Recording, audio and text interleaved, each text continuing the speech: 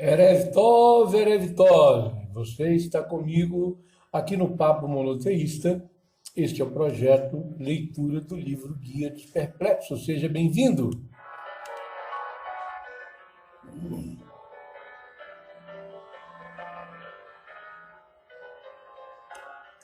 Se você não é inscrito no nosso canal, inscreva-se agora.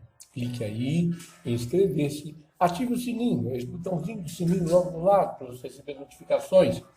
E curta e compartilhe. Se você já é inscrito, compartilhe, curta. Coloca o dedão aí, vai, coloca o dedão aí e curta, para que o nosso projeto de leitura de guia de perplexos tenha relevância no YouTube. Muito obrigado por você estar conosco. A música no fundo é o Jardim Secreto, sendo executado pelo Rebbe Avram Rahamovitz.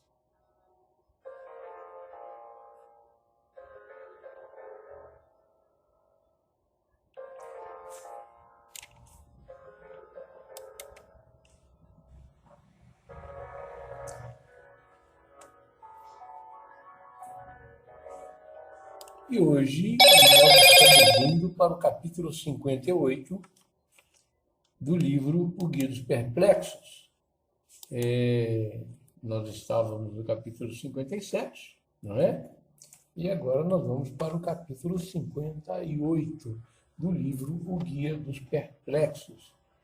E nesse capítulo agora nós temos uma discussão também profunda, como nós tivemos anteriormente, né? Nós começamos a entrar numa parte mais profunda do livro, o livro Guia dos Perplexos, para aumentar a nossa compreensão sobre o eterno, né? Eu estou aqui com um lado falhando, porque eu estou com a prótese quebrada, então eu devo estar falando muitos S's juntos, mas é por causa de chiando, né? Mas é por causa da prótese que rompeu, e eu estou só com o lado da prótese. Então, não reparem não, e vamos dar continuidade aqui no nosso projeto. Capítulo 58, é na página 227. Ele fala sobre os atributos negativos com mais profundidade. Nós já falamos sobre os atributos negativos, agora vamos falar com mais profundidade sobre os atributos negativos aqui no livro O Guia dos Perplexos. É você meu convidado. Vem comigo para nós desfrutarmos deste livro.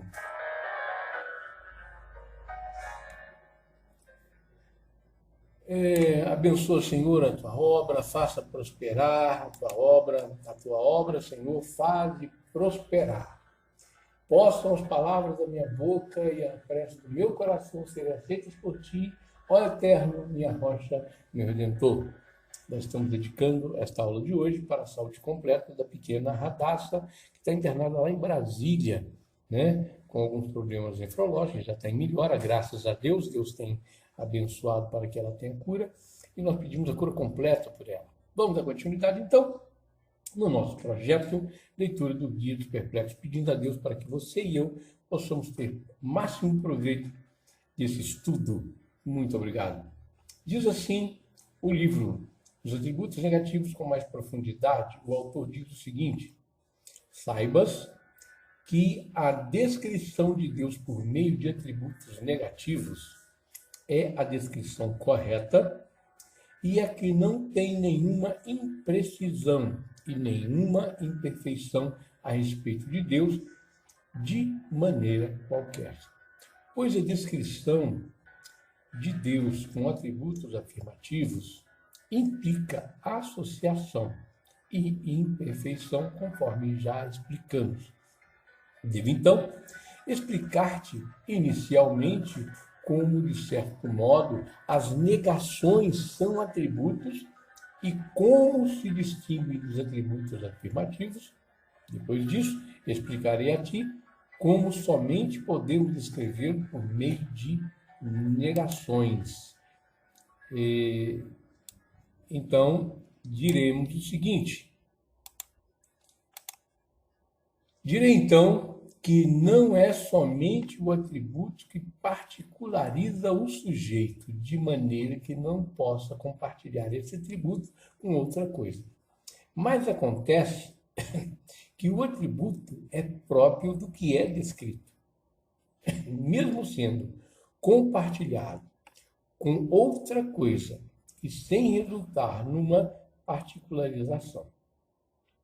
Se, por exemplo, vides uma pessoa de longe e perguntares o que está sendo visto, e lhe for dito um ser vivo, isso é, sem dúvida, um atributo deste objeto visto, apesar de não distingui-lo particularmente de todos os seres vivos.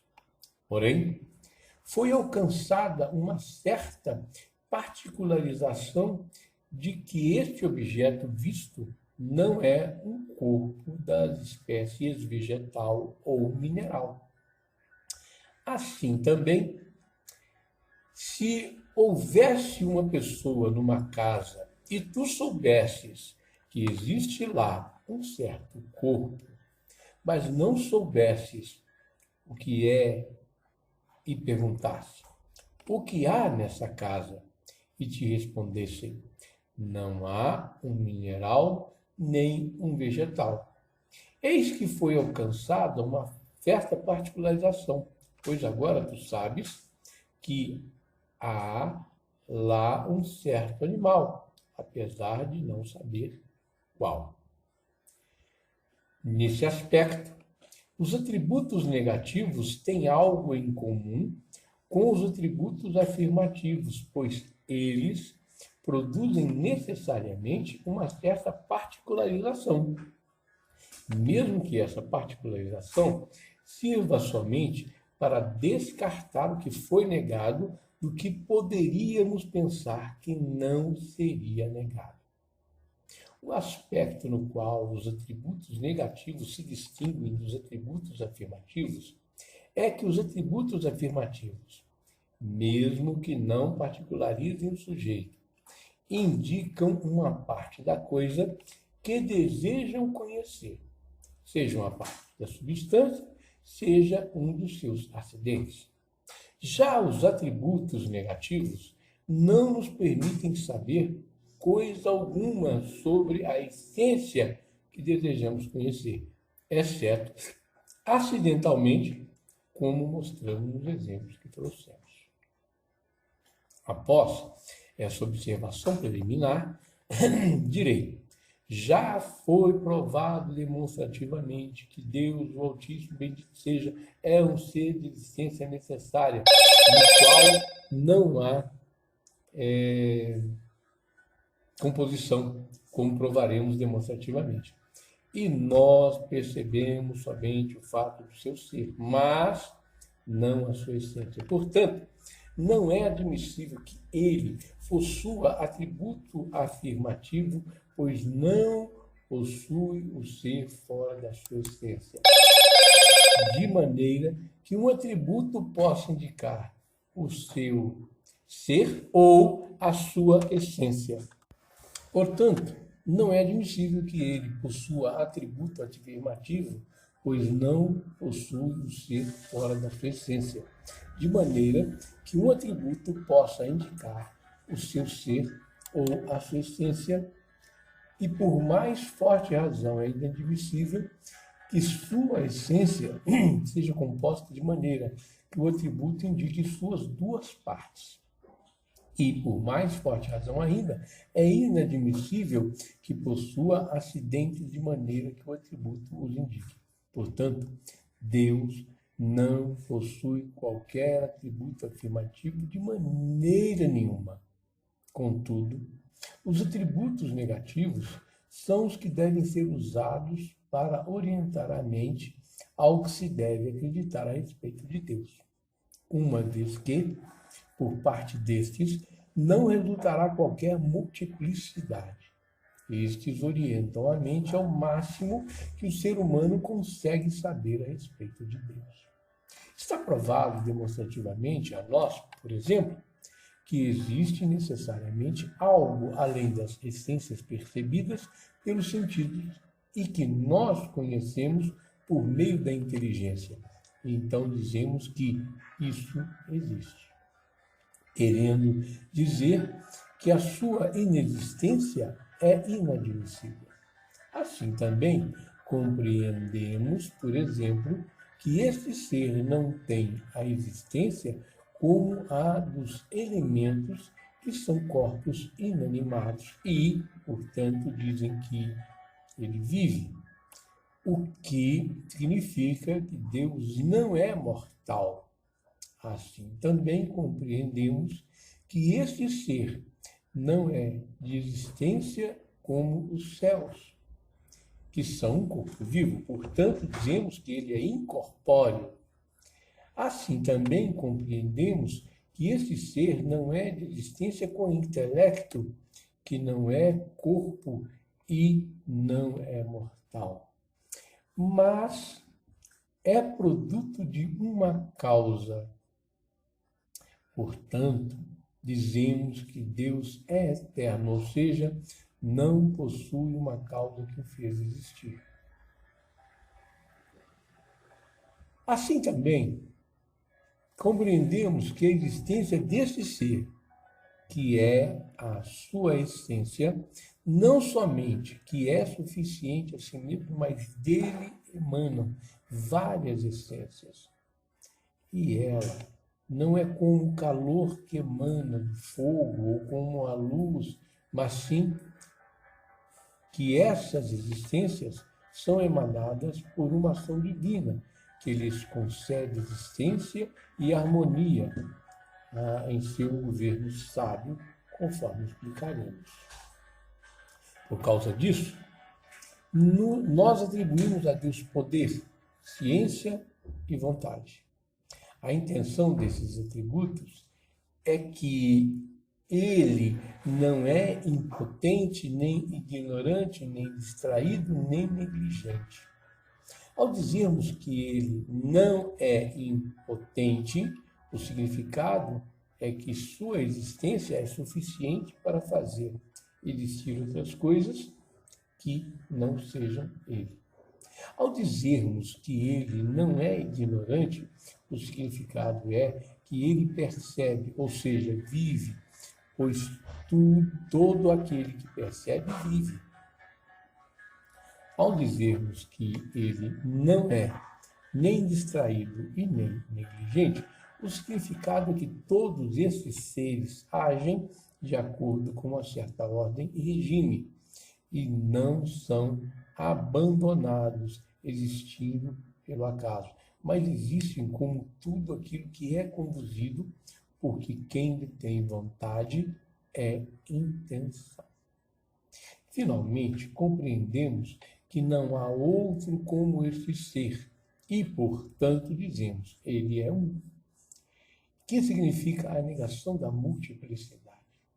Então, ficou claro a ti que todo atributo pelo qual nós o descrevemos ou é um atributo de ação, ou significa a negação da privação, quando a intenção for compreender a existência de Deus e não sua ação.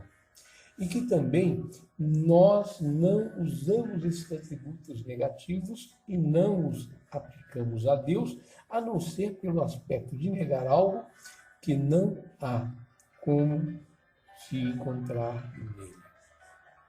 Como dizer sobre uma parede que ela não enxerga. Tu sabes, leitor deste tratado, que o céu é um corpo em movimento.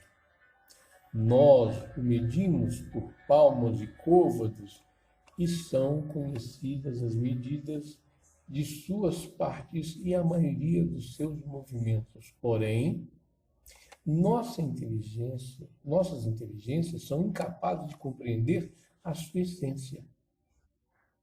E isso acontece apesar de sabermos que possui matéria e forma, mas que não é como a matéria que está em nós. Portanto, podemos descrevê-lo apenas por palavras imprecisas e não por meio de uma afirmação precisa. Assim dizemos que o céu não é leve, nem pesado, nem passivo, e, portanto, não está sujeito a impressões. Não possui gosto nem odor, e há outras negações semelhantes a essa. Tudo isso por desconhecermos aquela matéria. Mas, por uma forte razão, por mais forte razão, qual é a condição de nossas inteligências ao procurar saber o que é imaterial e simples na extrema simplicidade? Ser da existência necessária, que não possui causa e que não acresce nada à sua essência perfeita, cujo significado de sua perfeição é a negação das imperfeições, conforme explicamos. Pois somente compreendemos o fato de ele ser, que existe um ser, qual nenhum dos seres se fez existir, se assemelha a ele, e nem compartilhe com ele qualquer sentido que seja, e que não há nele multiplicidade, nem falta potência para fazer existir o que existe fora dele. E que sua relação com o mundo é como a relação do capitão com o navio. E isso também não é uma relação verdadeira e uma comparação justa, mas que vem orientar a mente a compreender que Deus governa os seres e que Ele os perpetua e os mantém na devida ordem. Esse assunto ainda será explicado mais amplamente. Louvado seja aquele cujas inteligências, ao tentarem contemplar sua essência, suas compreensões, se tornam incapazes de observarem como os atos de Deus procedem de sua vontade, a compreensão dela se torna ignorância. E quando as linguagens querem glorificá-lo por meio de atributos, toda eloquência se torna fraqueza e gagueira. Assim encerra Maimônides o capítulo 58, falando a respeito da negação daquilo que Deus não é, para demonstrar a essência da existência do Eterno. E acaso você não tenha compreendido alguma parte, é um conselho nosso que volte a ouvir mais uma vez, e que volte aos capítulos iniciais da locução deste livro, para que você possa ter um conhecimento mais aprimorado daquilo que nós estamos falando a respeito da existência, da essência e da negação de alguns fatores que referência à imperfeição do Eterno. E se você está gostando do nosso projeto Leitura do Livro Perplexos, curta, compartilhe. E se você quer contribuir, tem aí o número do nosso conta bancária e também o número da chave Pix. Fique à vontade. Faça parte desse projeto. E outra coisa também, se você ainda não é inscrito na plataforma, no portal Bnei Noah Brasil, vá lá, inscreva-se no portal da plataforma, do portal Bnei Noah Brasil. Muita novidade, muita coisa interessante, muitos vídeos que o Rav Yaakov nos passa orientações extraordinárias e cada vez mais profundas. Então é interessante você se cadastrar na plataforma, no portal, é um portal Bnei Noah Brasil. É https://Bnei Noah Brasil,